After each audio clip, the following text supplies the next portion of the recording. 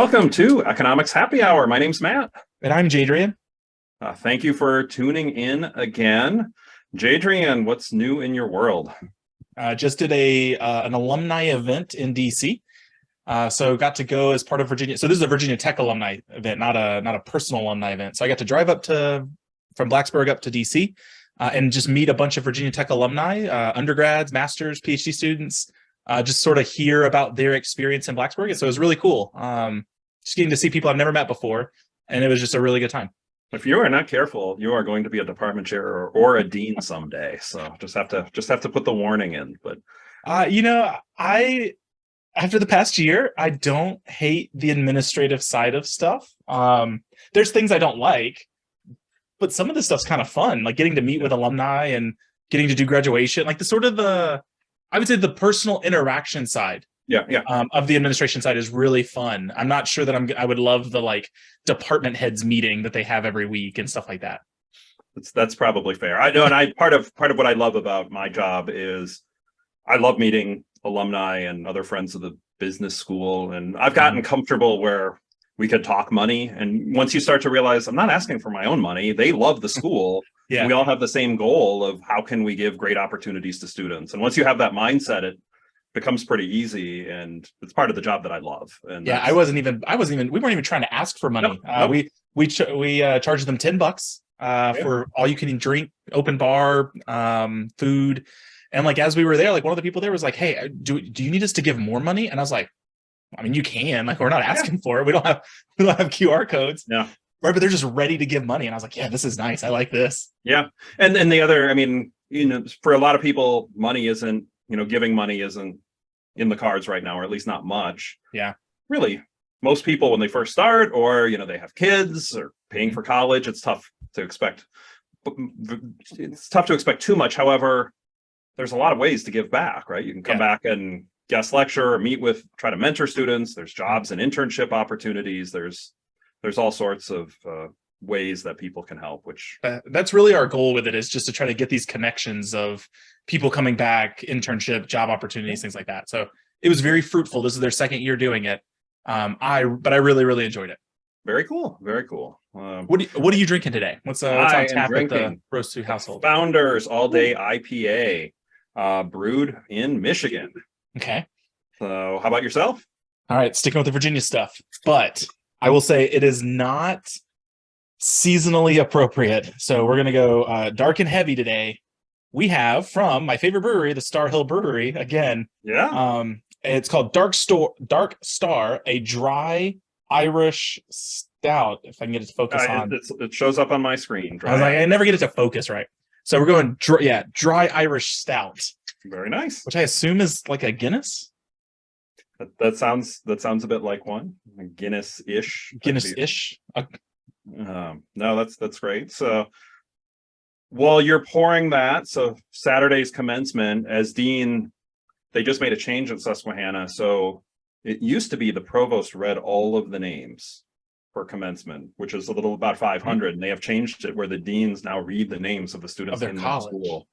So I am reading about 150 names, which part of me thinks is really terrifying because you don't want to screw up. But enough people who have done this said, yeah, you're going to screw up. Just be loud and confident, and they're going to get a diploma in a few minutes. They're going to get over it. Don't stop. Don't say, oops, I messed that up, and go back and correct it. You just keep going. Just every 5 seconds, just say a name. Yep. Don't. But what is really cool and what I'm excited about is I know a fair number of these students. We're small enough that we just had a picnic at our house, and some of the students who went abroad came over, and I bet it was 25 of them. That's 1/6 of the graduating class was over in my backyard. And then, so I know a third probably reasonably well. And then I know a lot of others a little bit. And so that'll be a lot of fun to be able to read. So I don't think I told you this last time. I'm getting very excited about something we're going to do in the fall semester that they've never done here. And I don't think I've been at a university that does this. But starting in the fall semester, we are going to offer a majors only principles sequence. Really? So all incoming. So Virginia Tech's a little weird. When students apply here, they have to apply to a major. So they don't apply to a college. They don't apply to the university or to the college. They apply to the major that they want to be in. So we have 75 incoming first year students who will be principal students or econ majors. And in the past, we've always just said, go take principals, Sure. which means they end up in like a 500-person classroom with engineers and business majors and liberal arts majors and everybody else. So, but starting in the fall, we're going to do a majors only course. If you come in, if you're an econ major, you have to take the majors only course. You're not allowed to take the other one. And I will be teaching the majors only course for Principles Micro. Very cool. So That'll I'm be super very cool. pumped with the idea that like in 4 years, I will know all of them walking across the stage because they'll be mine. That is really cool. That is Yeah. really cool. And as we begin to say cheers first, our discussion today, we want to start with something very relevant to what we're talking about. Yeah, I mean, you did talk about paying for college. I thought that was going to be our bridge into this. Speaking of paying for college, let's talk about paying for college. There's a bit of a debate about why college is valuable. I think most people who study the issue would say college is valuable for most majors. There's a pretty good return on investment.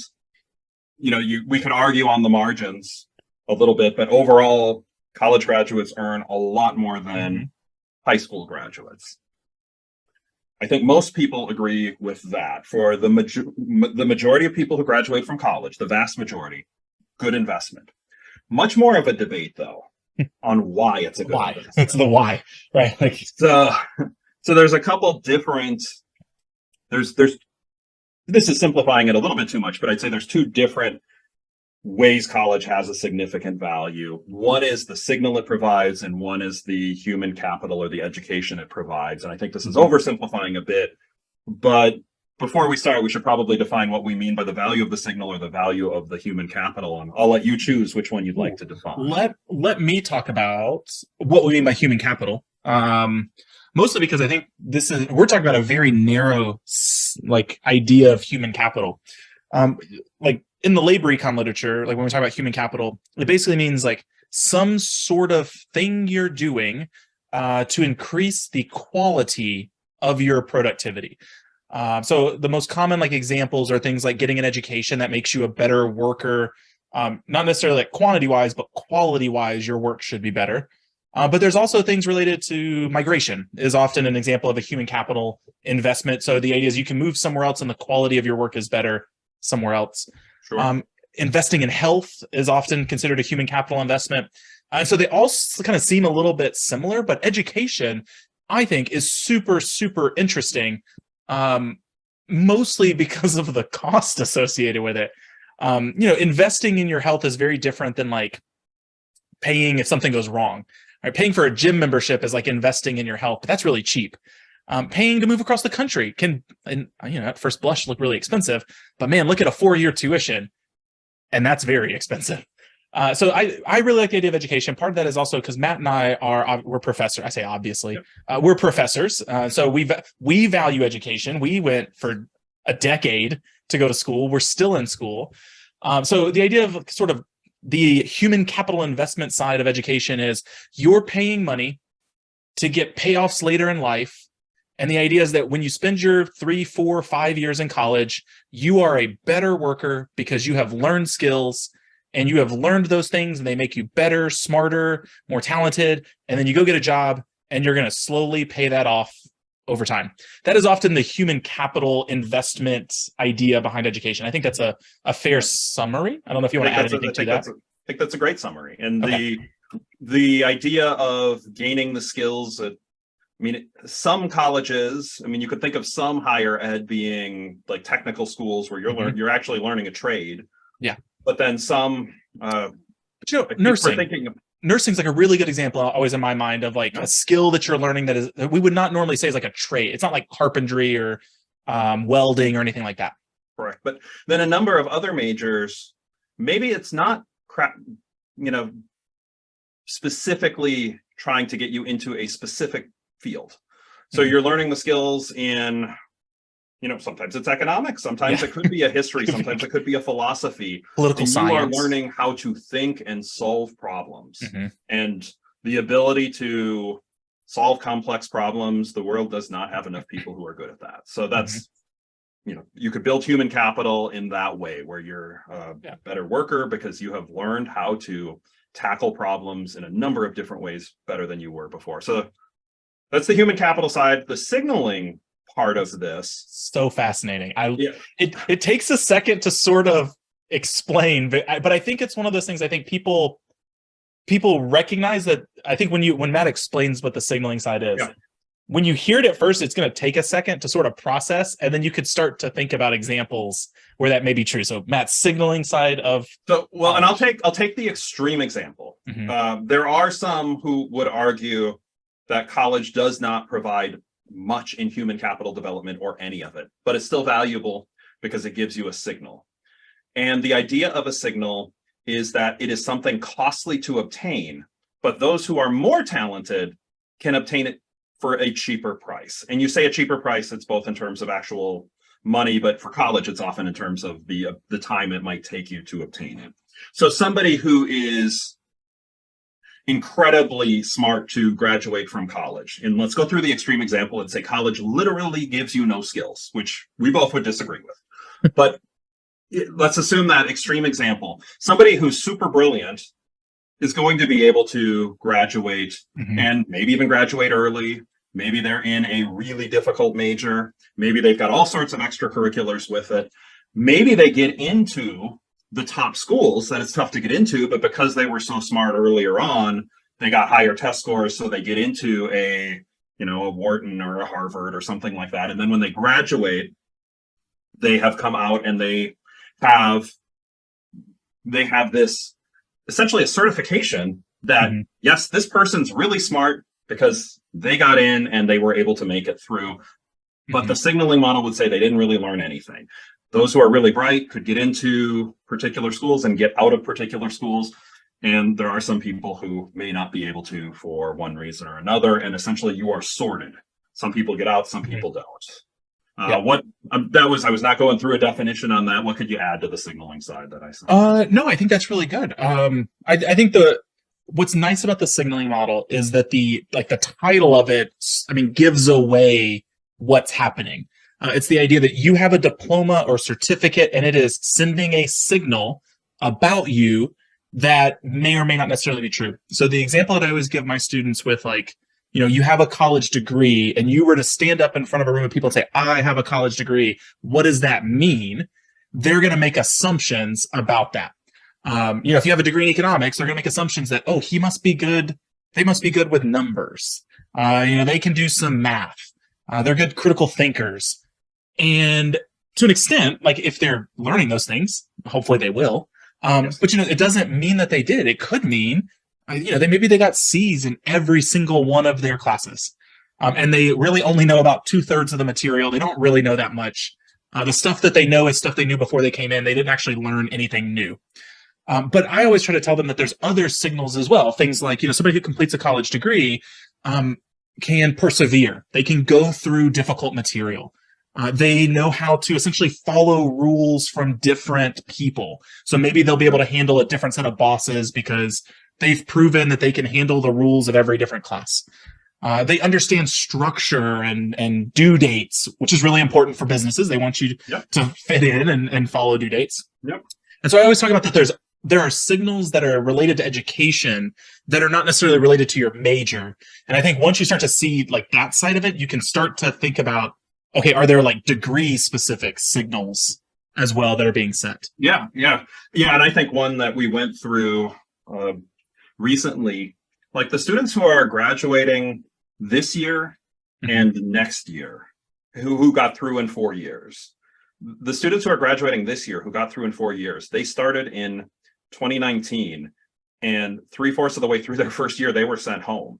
Yeah. And then they had to deal with whatever their school was doing for education during the COVID year. And then often, depending where they were, it could have been a really weird year in 2021, 2022, before I'd say this year is normal. And if you started in fall of 2020, your whole first year was just completely disrupted. And that's the class that I think got the absolute worst deal. The graduates the high school graduates in 2020, because they came in and build this affinity. I remember what my college was like. You arrive on campus, you meet 100 people. You can't help it. It's what happens. And for many places, there were a few places where that happened, but I know at a lot of places that just didn't happen like it did normally. So the students who graduated from there, you're right, they persevered. They made it through. They handled things they weren't expecting to handle ever in life, and they got through it. And that's a big deal. I like what you say about major specific. I also think there's other ways within just getting a degree you could signal yourself among your fellow graduates. One of the things, especially so now that you're out COVID, I'm going to talk about that part because I think it's a good chance to talk about signaling because I was teaching labor economics whenever the pandemic hit and sort of shut down classes. And one of the things, and I don't know if Susquehanna did this, but I think a lot of universities did this, gave students the option of changing their grades from letters to pass fail. Yes. Did y'all do that? Okay. Yeah, we had two different terms. We did that. Yeah. So for those of you who don't know, I'm going to say most because I don't actually know that it's most, but I feel very confident that it's more than half of the universities did this. Because there's such a big disruption. Students are starting on campus, finishing online, even going into the fall, you're online. Like it's just different. A lot of universities said, look, try to finish the semester as normally as you can, give students exams, keep giving them homework. But what a lot of universities did was at the end, either right before the final or after they saw the grade, they told the students basically, look, you can take the letter grades you got, A, B, C, D, F, or you can do pass fail, and we won't tell people what the grade is. So as long as you got a C or better, we'll just put that you passed on it. And it was really fascinating at the time teaching labor economics because you got to hear essentially this signaling idea, sort of a signaling education trade-off type idea, like from the student's perspective, but also from the faculty perspective, because a lot of students looked at it and go, oh, well, if I don't get an A, if I get a B or lower, I'm going to take pass. And from the faculty side, we were like, wait, maybe you shouldn't do that. A B is fine. And I go, you want to think about the signal that pass says. I go, if you get a passing grade, that means you didn't get a D or an F. So you're not that. I go, but it means you maybe got a C. And like I had students who they had really good grades. They had like a 3.9, 3.8, and they were talking about taking pass fail on like an A- and a B+. And I was like, because they didn't want to lower their GPA. And I was like, please, from a faculty standpoint, don't do that. Like a B+ is fine on your transcript. Like you can talk about that in your letters. And I was like, but the problem is like, it's going to send a signal that you just passed the course. They don't know, and they may assume something worse. But it's really fascinating. I would have counseled opposite. Really? So you would have said pass them all. Well, so I actually told them what I would have said is I would have said if it's below your GPA, do pass fail. I do not think firms look that closely. And I don't think if somebody's, let's say that's the 3.9 student. Yeah. And do you really think that a pass is going to throw somebody off? I mean, honestly, I wouldn't want them to go to that employer.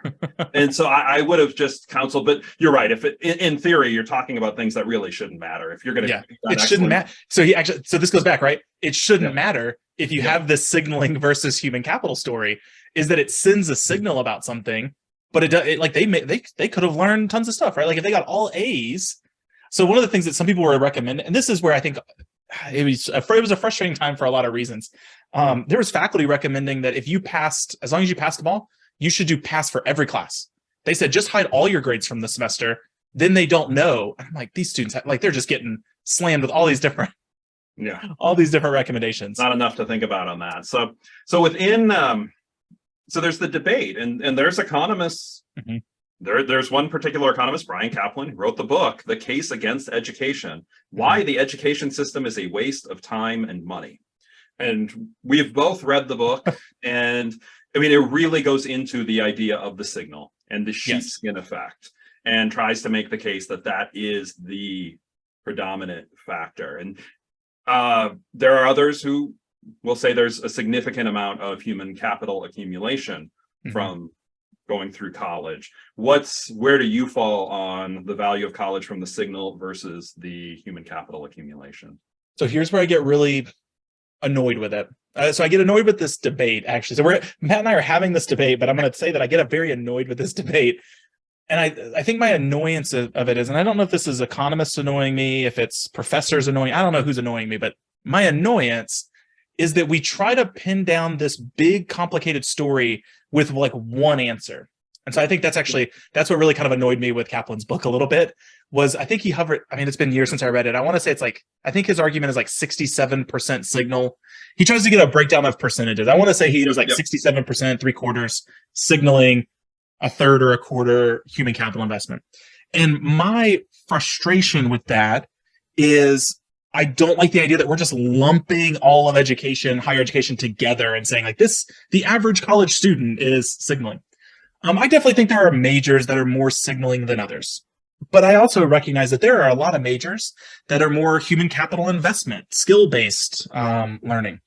Even within a major, the courses you take. So I don't know about the curriculum at Susquehanna, but at Virginia Tech, you could get an econ degree that I would argue is largely signaling if you pick the right classes.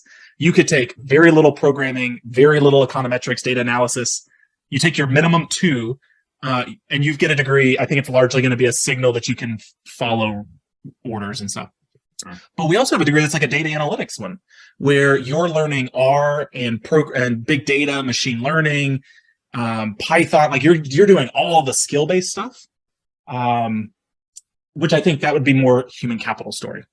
There is actually, I should say, there's a third issue in here that we didn't really talk about. It's kind of related to the signaling part. It's the idea. Have you heard of the ability problem? I forgot to mention this earlier.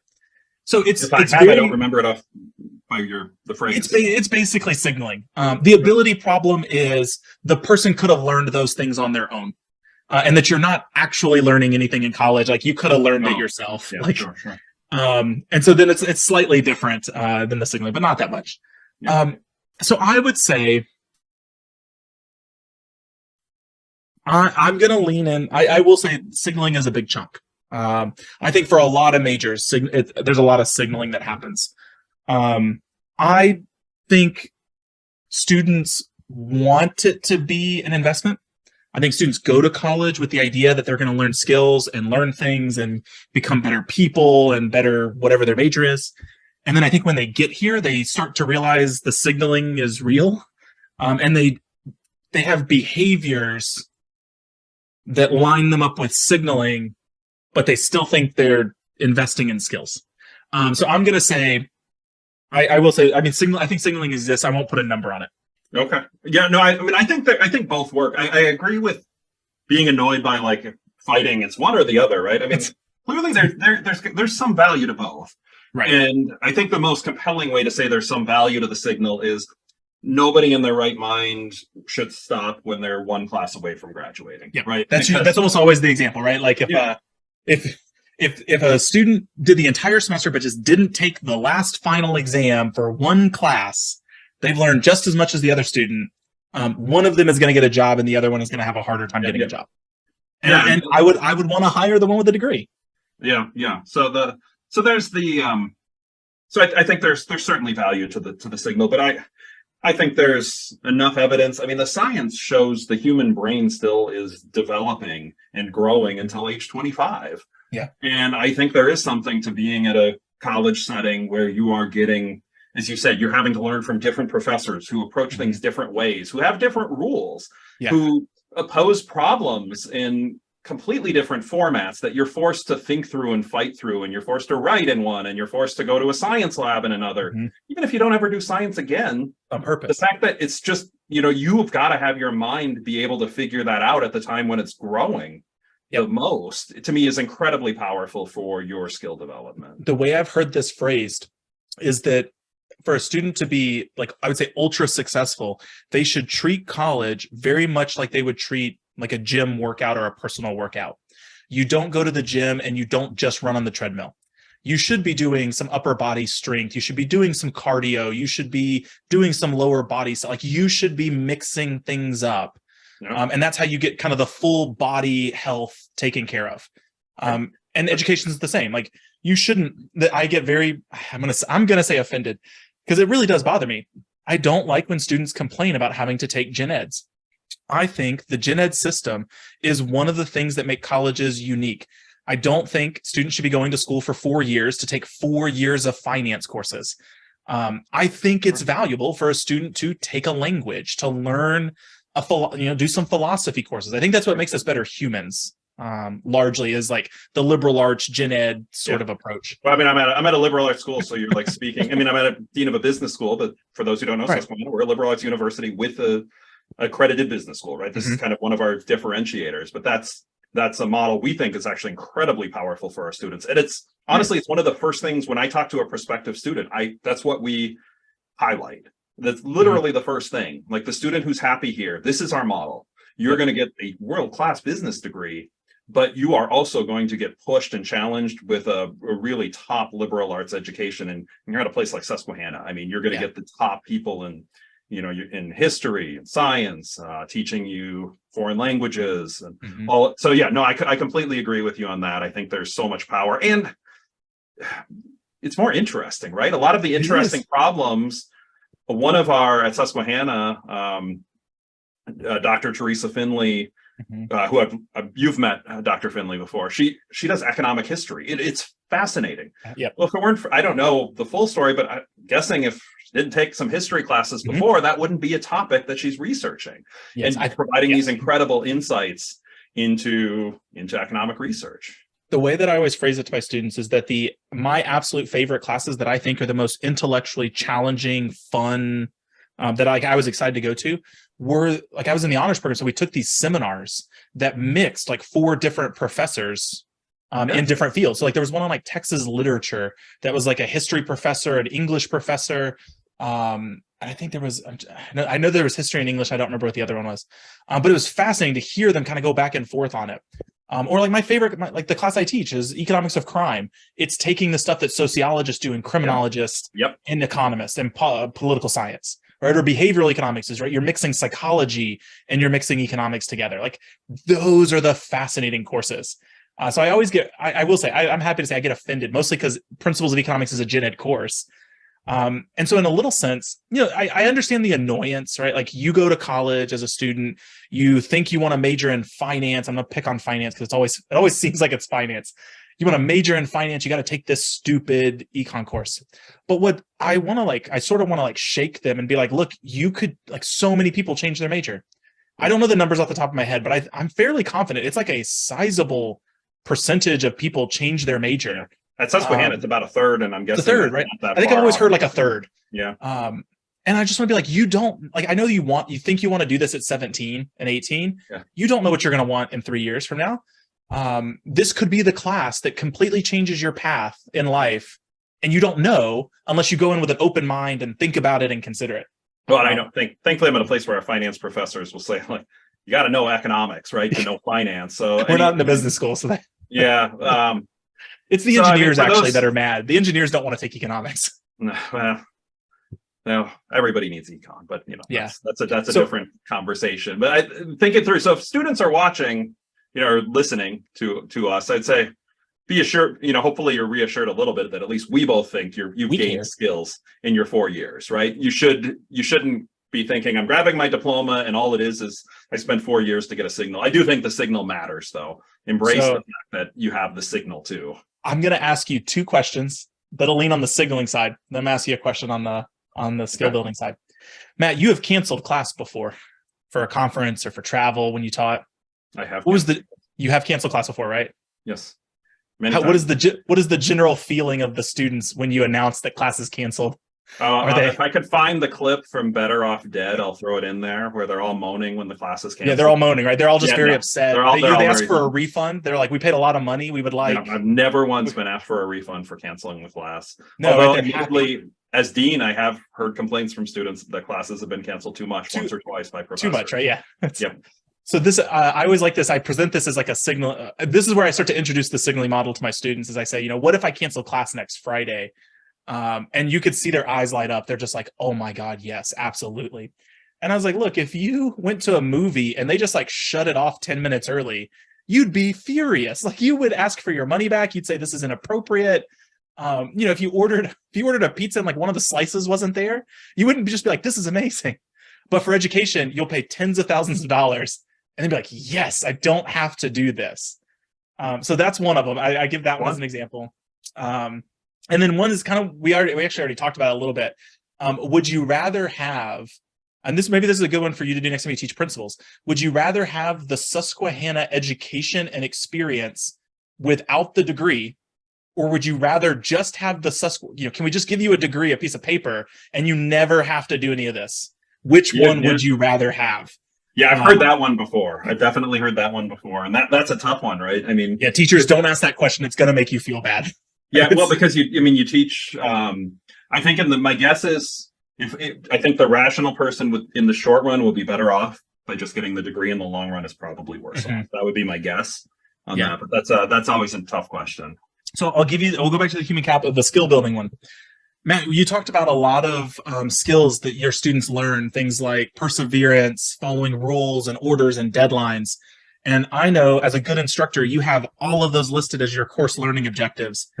That's what you want them to learn from your course, not perseverance. This is going to be brutal. And those not how to graph a line or the hidden skills, right? Understanding the hidden skills, right? So this is the thing, right? It's the hidden curriculum.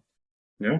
We tell them that this is the things that they're going to learn. So actually, I will say I've started to put this on my syllabus. This is actually one of my course learning objectives in my upper level courses and in my lower level one. It's slightly different, but one of them is I tell them that they will sharpen their use of professional vocabulary, that they will get better about talking and writing about economics.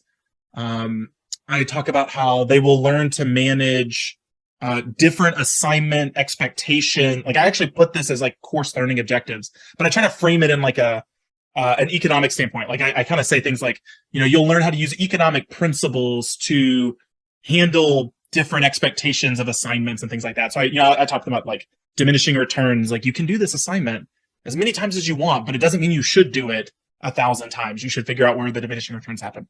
So I've tried to like weave in the soft skills actually into my course learning objectives. And then at the end of the semester, I come back and I'm like, do you think you're better at talking about economics? Do you think you're better at recognizing, when you're studying too much or not enough? Things like that. No, very cool. I know we've been talking for a little while on this. So before we get to the pop culture, every now and then we talk about research related to things. And this seems like an appropriate time to ask you about your recent article that came out that talked about the taking pass fail. Choosing pass fail during COVID. We brought this up and we brought up the signal. And so I think, we can just talk about one, but do you want to share some highlights of your recent paper? Absolutely. Yeah, no, this was really fun. So Steve Trost is actually the person I replaced at Virginia Tech. So Steve is somebody I've known like Twitter wise, probably since I started teaching. He's been on Twitter for a very long time. He is like a Virginia Tech institution over the past 10 years. Actually, I think he was here longer than 10 years, but he was the large lecture instructor at Virginia Tech. So he taught 500 to 600 students in each class 4 times over the course of a year. So he was teaching like 2,000 students a year. Wow. And so Virginia Tech did the pass fail stuff very different than Penn State. So he ended up leaving. He's now at Wisconsin. I replaced him at Virginia Tech. But early on, he had worked on this paper and he had posted it on his website, and I read it and I was like, Steve, this is a cool paper. You should submit it. And he just said basically like, look, I can't get it submitted. I'm having trouble. Like I just can't figure out like what's wrong with it.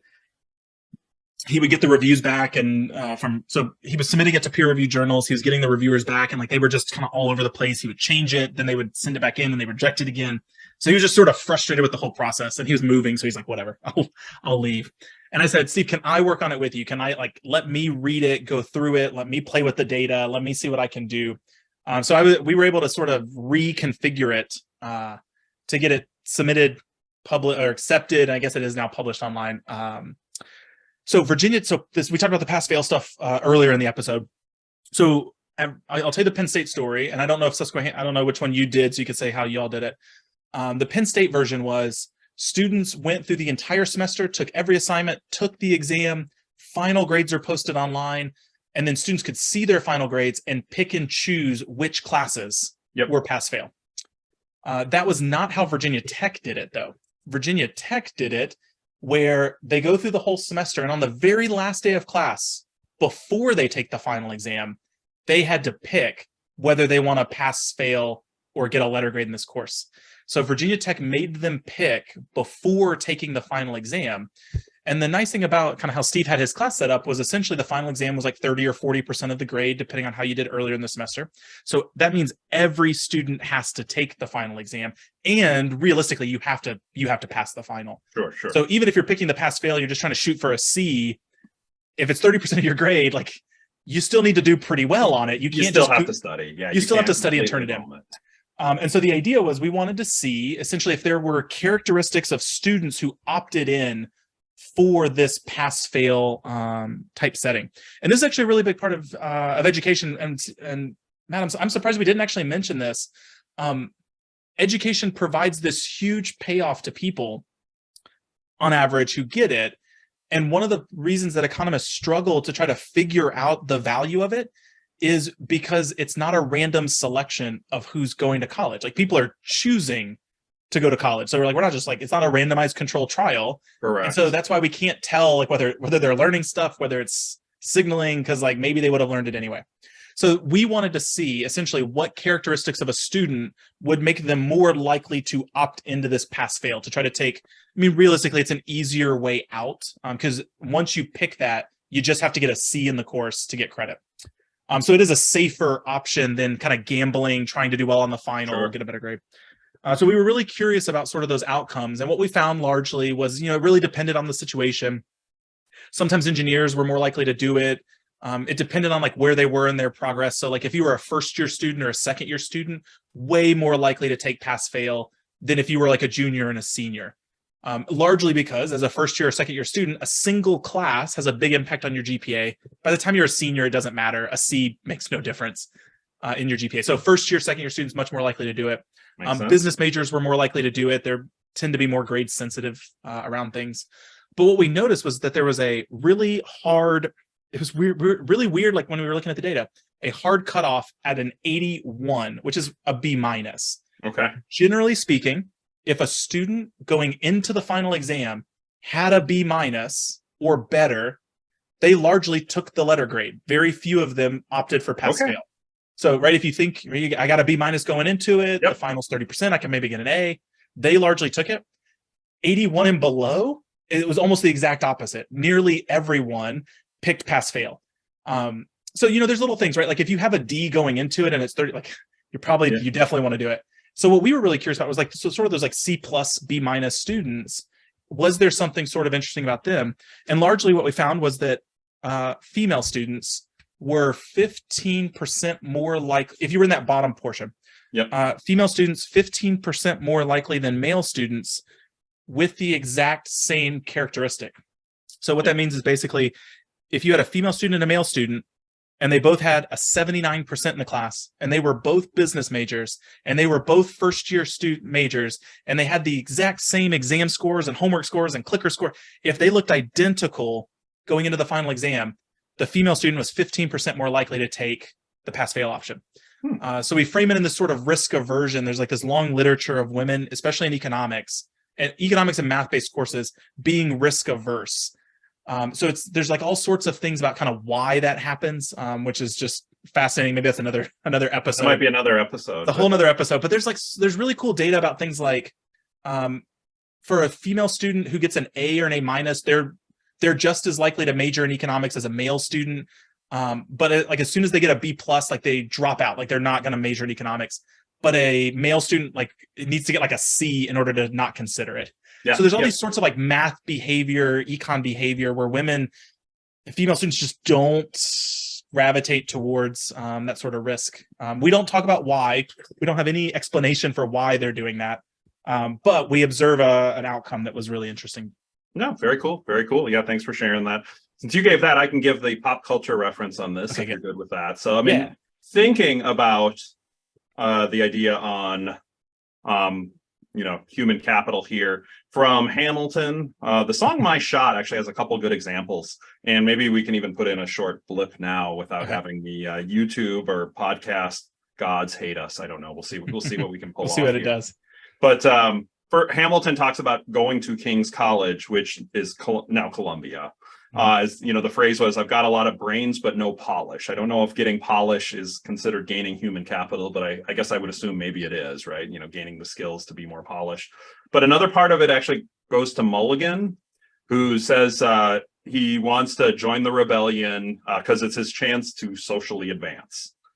And, I mean, fighting in the military, is that a human capital development? I mean, I guess you're learning to take orders from a boss, but some of it's also a signal, right? I mean, you're going through, the person who can go through and do that is also, the person who can go through and do that and perhaps succeed at a future job. So kind of some interesting human capital and signaling aspects in my shot from Hamilton. I like it. No, I can give you a quick one, and it's a classic. Go for it. It's the scene from Good Will Hunting. I don't know how long it's been since you've seen that one, but Matt Damon I believe he's a janitor at the university, and runs into a college student who tries to confront him at a bar and trying to embarrass him in front of his friends. And then Matt Damon in the episode basically just goes through the process of like explaining all of these like psychological, philosophical, basically like showing. Yeah, I think it was a history grad student. History, yeah. And he was just basically like, "Yeah, I got this all from a public library. Like you paid for this, so like who's the real idiot between the two of us?" The quote is, "You spent $150,000 on an education you could have got for $1.50 in late charges at a public library." Great line in a great movie. So that's my pop culture one. I did have one for you. Nice. How was the beer?